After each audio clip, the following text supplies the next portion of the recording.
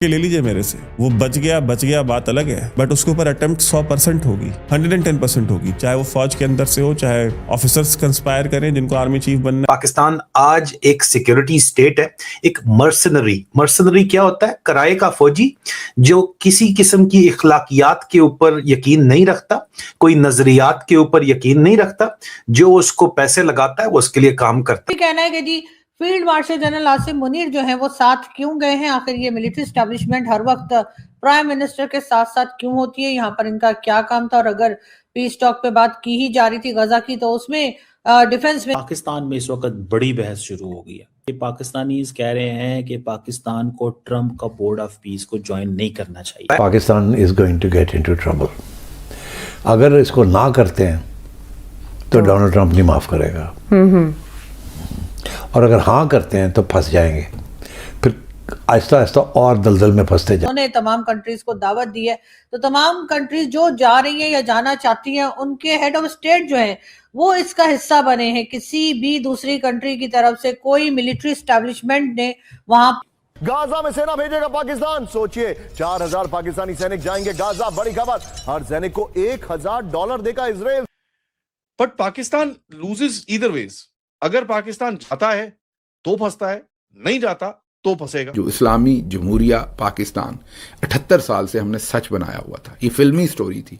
ये जो इंडिया के साथ भी हमारी सारी है ना, ये आज हमारा पैसों का लेन देन को सेट हो जाए, वहां पर भी यकीन कीजिए वहां भी मामला हम बिल्कुल फिट कर देंगे। तमाम लोगों ने आपस में भी मीटिंग की, मतलब इन लोगों को पाकिस्तान में जगह नहीं मिलती मीटिंग करने की कि ये कहीं और जाकर और इसी बहाने के कहीं पर अगर पाकिस्तान को इनविटेशन आ गया है तो तमाम लोग बगल में बैठ करके शहबाज शरीफ उनको दिखा रहे थे भीड़ में, सामने ऑडियंस में बैठे हुए, कि देखिए आपके वो फेवरेट फील्ड मार्शल वहां बैठे हुए हैं, और डोनाल्ड ट्रंप ने उनको हेलो कहा। नमस्कार दोस्तों, आसिफ मुनीर ने अपने लिए बहुत बड़ी मुसीबत खड़ी कर ली है।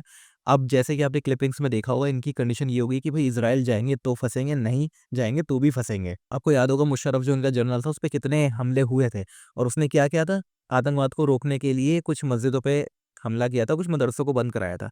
अब आसिफ मुनीर ने तो सभी बड़ा पंगा ले लिया, ये जा रहा है इजराइल जो कि पाकिस्तान की पूरी आइडियोलॉजी के ही अगेंस्ट है। इजराइल में जब इनके सैनिक मारे जाएंगे और उसका गुस्सा जो फैलेगा पाकिस्तान में, उसी के डर में है आसिफ मुनीर आज तक, और उसमें इसकी हत्या भी हो सकती है, तभी ये बुलेट प्रूफ जैकेट पहन के घूम रहा है।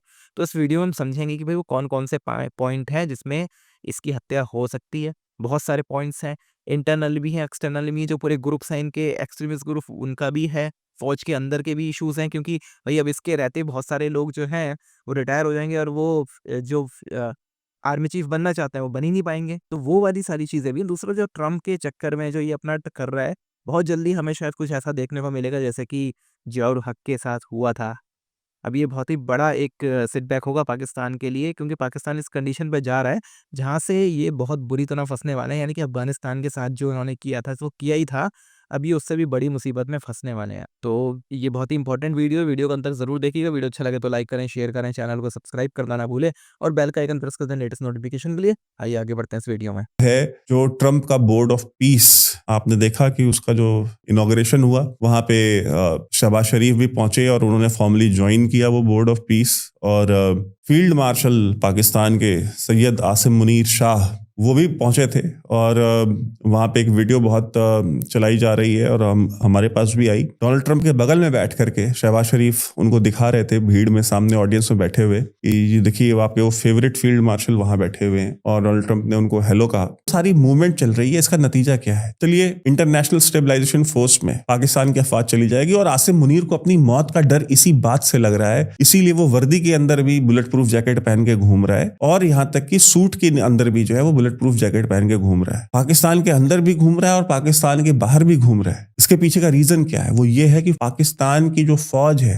वो फौज में सिर्फ ऑफिसर्स नहीं है, उस फौज का जो मेजर कंपोनेंट है वो उसके जेसीओज और जवान है, और वो जो जेसीओज और जवान है वो किसके हमदर्द हैं? वो आसिम मुनीर के हमदर्द नहीं है, वो उन मदरसों के हमदर्द हैं, उन मौलवियों के हमदर्द हैं जिनको इसी फौज ने, जिनका जाल इसी फौज ने पूरे पाकिस्तान में फैलाया, जिनके जरिए हिंदुओं के खिलाफ नफरत डाली गई, जिनके जरिए यहूदियों के खिलाफ नफरत डाली गई, और यहूदो हनूद की साजिश जो कि पाकिस्तान में सबसे ज्यादा बिकती है, यानी हिंदुओं की और यहूदियों की, जूस की जो साजिश सबसे ज्यादा बिकती है कि जी पाकिस्तान में अगर कुत्ता भी मर गया तो यहूदो हनूद की साजिश हो गई। तो ये सारा का सारा जो नेटवर्क है ये किसने फैलाया था? इसी फौज ने फैलाया था ना। और उन्हीं मदरसों से, उन्हीं सेमिनरीज से, उन्हीं माइंडसेट से पढ़ करके निकले हुए लड़के आपके यहाँ पे जेसी और जवान हैं। और आप क्या कर रहे हैं? वो बरेलवी मौलवी मौलाना, तहरीक लब्बैक वाले, खादिम हुसैन रिजवी जैसे, जिनको इसी फौज ने प्रमोट किया पंजाब के अंदर अपनी गिरफ्त को मजबूत करने के लिए, अपनी ग्रिप को मजबूत करने के लिए, नवाज शरीफ को कमजोर करने के लिए, और लश्कर तैयबा